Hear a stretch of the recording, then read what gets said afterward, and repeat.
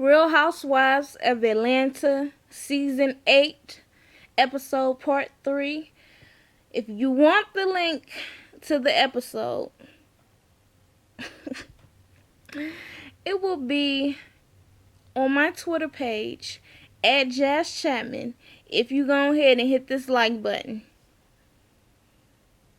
Should look rough, but y'all used to it. I come on here rough sometimes. Anyways, I really did not feel like doing this review,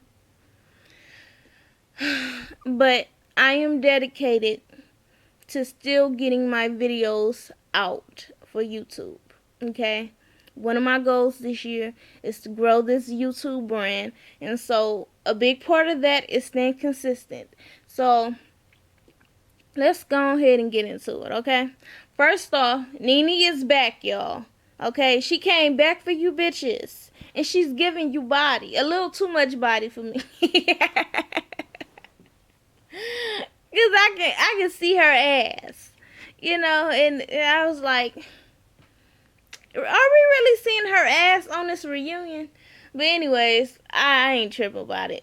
So she's back, and he asked them, it was surprising to him. He knew that both of them would be on the Jamaica trip. Okay, he knew that it was a surprise, but it was surprising that Sheree and Nene got along when they saw each other. And they were, Nene was like, yeah, I mean, it'd be dumb as hell for us to still be mad at each other over some shit from a few years ago. Several years ago. Come on, we grown in that. And Sheree's like, yeah. And we have really been good friends. So our little arguing and fix your face and fix your body and all that, that is surface stuff. We know deep secrets about each other, and we have never given that up. So yes, me and Nene are true friends, so why not? It's old shit. So what else happens?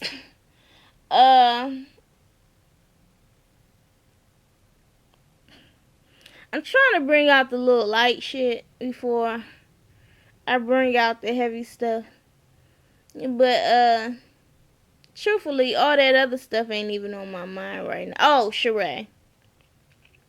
Sheree is there, and they end up bringing out the husbands, and they ask her about her and Bob. And she was like, well, yeah, I mean, it was a difference from the last time they seen me and Bob, and I just wanted to show the world the progress that me and Bob has had. And so they asked her about how and her Bob's relationship is now. She was like, it's really good. He's really trying. We are in a really good place. Okay, that's it. And I wanted to see Bob up there. I wanted to see Greg Leaks also, but he wasn't up there either. I guess because they weren't considered, they don't actually have their peaches, so that's why they men weren't up there for this season. But they better have them peaches next season. I'm not like these other people where they saying, oh, let's recast Real Housewives, we're tired of this. No, I watch Real Housewives for these women. Who I could probably do without is Kenya, because I know that she brings this whole, drama to the show, whatever, but sometimes I really feel like it's too fucking much. She goes too far sometimes. But, anyways, so we gonna get into the whole the whole Todd and Phaedra situation. So Todd is out there now, okay? They bring up the whole money incident. He's like, you know what, Phaedra? I'm tired of you trying to act like you the fucking victim. I'm tired of you trying to play me like I'm this bum and I'm asking for all this money and like you paid me. Oh, they went into that because of the whole Fed situation. Cynthia said that the feds came to her house because they saw on Watch What Happens Live, Candy said, and I didn't remember that episode, I just didn't remember that she had said that about Cynthia and Peter. She had said, that was the first episode, the first night that the season had came on. And Candy was like, I did not know it was illegal because, I didn't even think it would be a problem because they got cars at Cynthia's and Peter's house. So I didn't think it was a big idea. So that's where supposedly the feds and found out from there, and they have came and gotten all his shit from both of their places. So Andy ends up asking Todd, like, Todd, did you think that Phaedra had called the feds on you? He was like, yeah, of course I did. Absolutely. And she was like, well, Todd, that is really shocking to me because I look at you as a friend and you know, that says a lot about how you think about me. And Todd is like, Phaedra, cut the bullshit, okay? You do slick shit like that. And even Candy was like, yeah, you do shit like that because you've done stuff to me that was crazy in the past. And he was like, so just like how you trying to act like you tying up loose ends now, you gonna pay me a week before the reunion, but before it was this whole thing, oh, I paid Todd $30,000 and you know, dragging his name through the mud. And she was like, okay, Todd, I was a friend of you. I missed the part where she bring up how she helped him with his mother's funeral. And he's like, that ain't got nothing to do with anything. So Todd is pissed because Phaedra's trying to act like, Todd, why? So if you were really cared about the money and instead of waiting for Apollo to go to jail, like, why didn't you ask Apollo for the money then? And Todd's like, no, my business was with you. You have said to me many of times that the business situation was to be handled with you and not with Apollo. And Todd is like, you know, Phaedra's like, that is not true. I got emails, and they were like, we got emails too where you said that Apollo is not going to be on there. And she was like, I'm going to go through some old emails. And then she started picking some. And she was like, okay, 2014. Yeah, Todd, it's this situation with Apollo. We trying to see where this goes. Wait, Apollo needs to wait on it. Okay. October 2015, yes, Todd, I will pay you your money. And Todd and Candy was like, you skipped a hell of a lot of emails. You sure did. Like, and Todd is like, I got papers right here with the emails on it. Phaedra.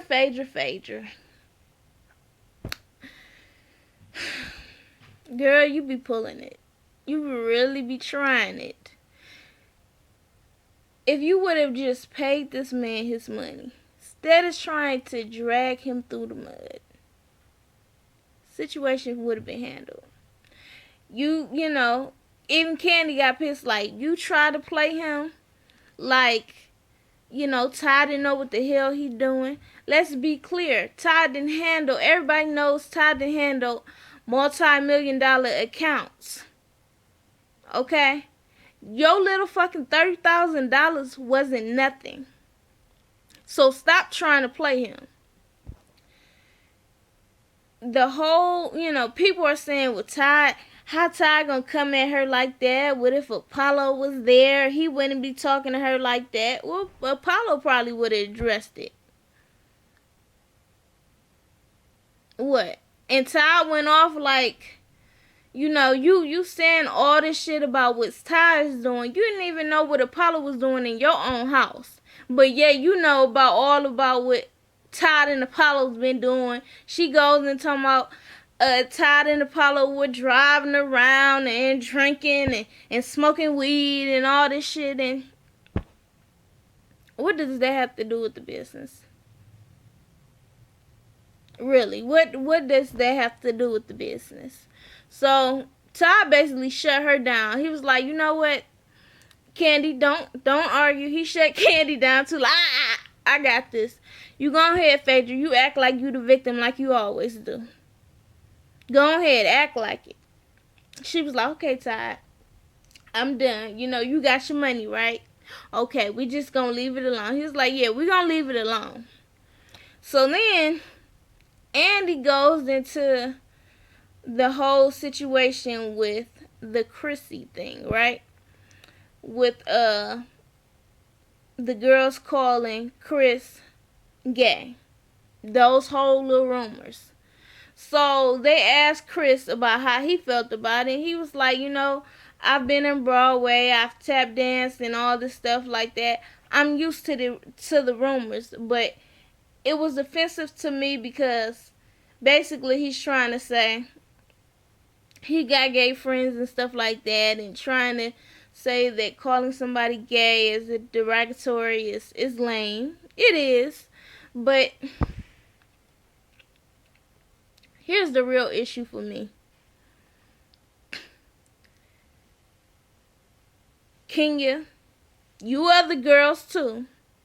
You took your ass on here. I have a problem when people try to push being gay on somebody. Now they will sit up here and they will, you know, a bunch of people will sit up here and say, oh, okay, Bruce Jenner's not Bruce anymore. He's Caitlyn Jenner.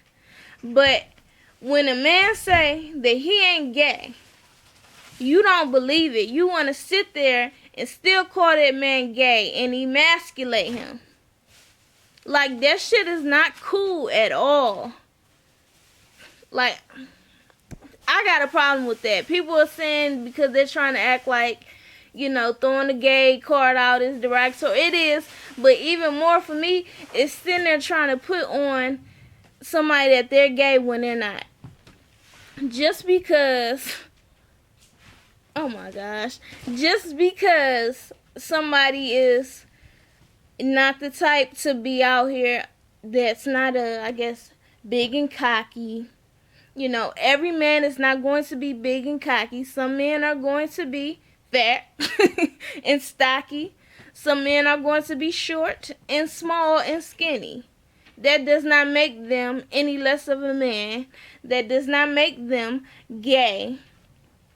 Every man is not going to be super masculine. Every man is not going to be a player.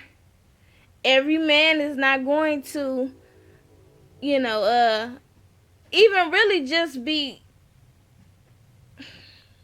all into sports and do all the typical, I guess, the stereotypical things that people think that real men should do. So stop trying to put gayness on people just because they're not what you think they should be. Some men gonna be take a little longer to get dressed, and if they say they not gay, then don't call them that. If you don't want to be with them, don't be with them. But stop trying to tell people that they gay just because they don't act like how you think they should act. Anyways, so the whole Nene and them bring up that they called him sassy, and Porsha said he was acting real delicate. Okay, so she said that it was a situation on the bus earlier that they did not show on the cameras that he was doing, where he was going off because of the air. The air was too high. And he was like, yes, that is a read. But truthfully, what he was doing is he was mocking them because they were saying, is that a read? And he was like, yes, that is a read. Okay, he was trying to basically shut them up in their own language. And they tried to take that as if he is being gay, or to start calling him gay. That whole situation, all the women basically have said, Andy asked, has they apologized? He said yes. Basically everybody on this side and Sheree and Cynthia were not in it, so they don't have to apologize. Candy, of course, wasn't there, and Kenya did not apologize. And Kenya was like, well, I didn't apologize because, they called me a liar and I didn't lie. You did lie. Let me tell you how you lied. And like Kim got pissed off and was like, run the fucking tape. Run the tape where you sat there and you tried to justify being on and living single 20 years ago and saying, oh, they call him Chrissy because I was on a living single 20 years ago. When she didn't even know him 20 years ago. She wasn't even on and living single the time that she had met Chris. Was 10 years ago. So anyway, so she's like, I didn't lie. I said 10 years ago. They can roll the tape. The tape runs back. She said 20 years ago. Stop lying. And then, so Chris is like, so who called me Chrissy, Kenya? And she was like, Google it. And he was like, no. You said you know all these people. We got mutual friends that call me Chrissy. Who are these people? And Matt, like, she answered you. She answered your question. And he like, I'm not talking to you, son. He was like, but she answered you, son. And Andy like, you need to shut the fuck up right now. And he like, man, this ain't got nothing to do with you. He talking to Kenya. Let her answer. And Kenya's like, no, I answered. Kenya, you are a piece of work. So Chris is like, she didn't apologize, and Andy's like, yeah, Kenya, are you gonna apologize? And she was like, okay, with the not serious face on at all. Like, she's sitting there grinning. She's like, Christopher, I apologize if you felt some type of way about it. Andy was like, if? What kind of bullshit apology is that? Andy was not here for y'all. Andy was not playing with them on this reunion. He was like, that's bullshit. That is not a real apology. And she was like, okay, Christopher. I will apologize if what I said offended you. And she basically said the same thing. I'm like, girl, are you being for real right now? Are you even going to woman up and apologize? And Chrissy's like, she's not going to apologize. She's a whore. I said, Chrissy, oh my Lord, forgive me. You got me saying Chrissy so much. I done said Anyway, so Chris is like, I'm not going to apologize. She's not going to apologize because she's a horrible person. So they left that alone. That was basically it. They told Phaedra, oh, I'm sorry. No, it wasn't. They bring up Porsha. Porsha and all her fighting. So in the past, 2-3 years, Porsha done been in 3 fights on this show. And they're trying to make it seem like she got a problem. And they're like, you know what? Candy even said it. The first fight, okay, she's human. Second fight, Third fight, okay, girl, dang. How I feel is, the first fight, I'm not going to blame her for that. That whole people trying to say, oh, use your words. Okay, somebody got a damn scepter in your face and a bullhorn in your ear. Will fuck up your eardrums. And it'll be a whole lot worse than getting your damn hair pulled. So I do not blame Porsha for that. Kenya rightfully needed that ass whooping. She did. The second fight, it was unfortunate. It escalated. They were drunk. Cynthia should not have kicked her in the stomach, though. You should have got your ass whooped for that, too.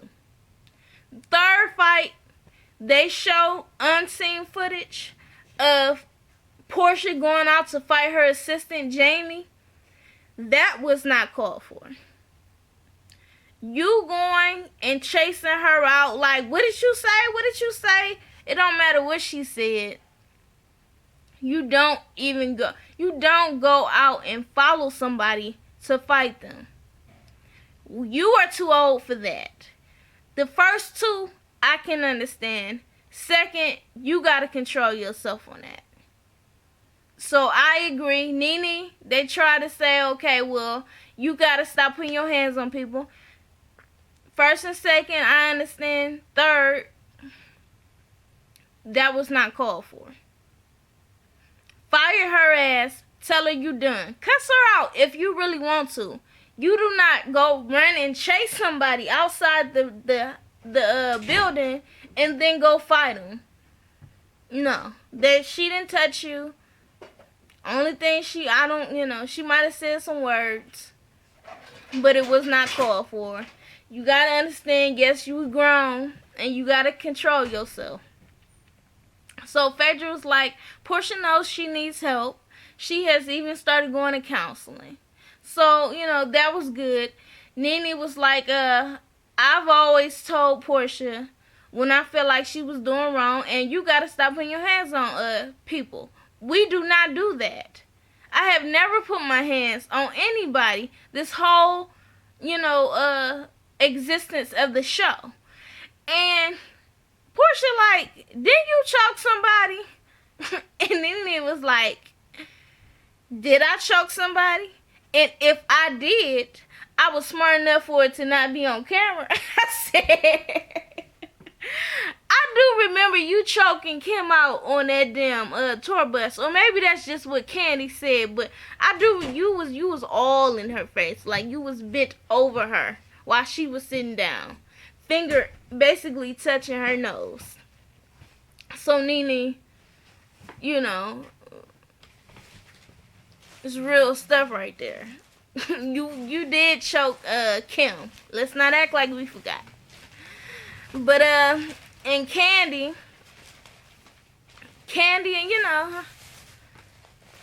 look, Andy asked, would any of y'all be afraid to deal with Porsha now because of this reputation that she is building?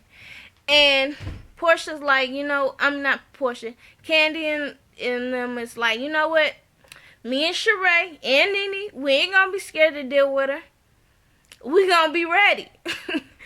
Cynthia was like, oh yeah, I definitely feel some way. I'm like, girl, you kicked her in the stomach. Okay? I don't even want to hear that. You kicked her in the stomach. So, that was basically it for this episode. They have Phaedra say something positive to end the show out. They say we all have this platform. People love to see us. And, basically, we need to use this for the right reasons. So, that's it. Like, share, comment, subscribe. Thanks for watching. Peace.